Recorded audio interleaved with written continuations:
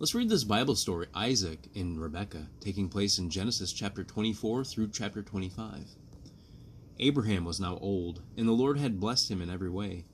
He said to the chief servant of his household, the one in charge of all that he had, "Put your hand under my thigh. I want you to swear by the Lord, the God of heaven and the God of earth, that you will not get a wife for my son from the daughters of the Canaanites, among whom I am living, but will go to my country and my own relatives and get a wife for my son Isaac. Make sure that you do not take my son back there. The Lord will send his angel before you so that you will get a wife for my son from there."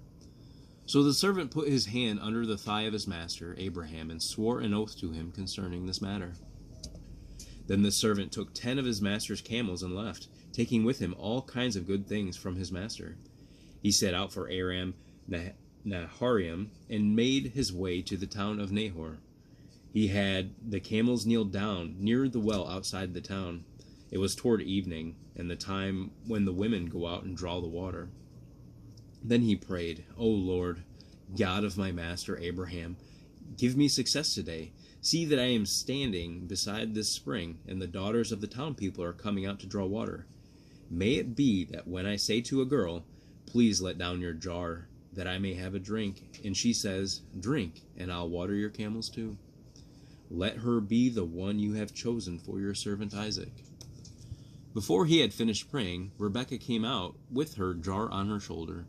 She was the daughter of Bethuel, son of Milcah, who was the wife of Abraham's brother Nahor. The girl was very beautiful. Rebekah gave the servant and the camel some water, so the servant's prayer was answered.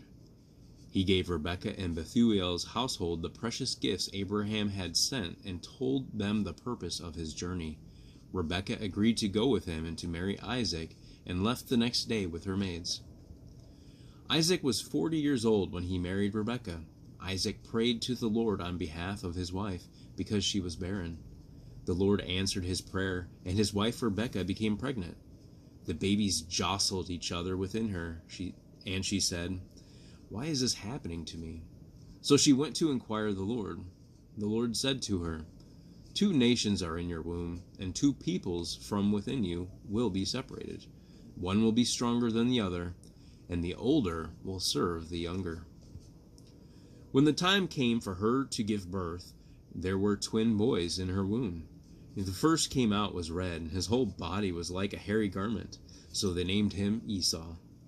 After this, his brother came out with his hand grasping Esau's heel, so he was named Jacob.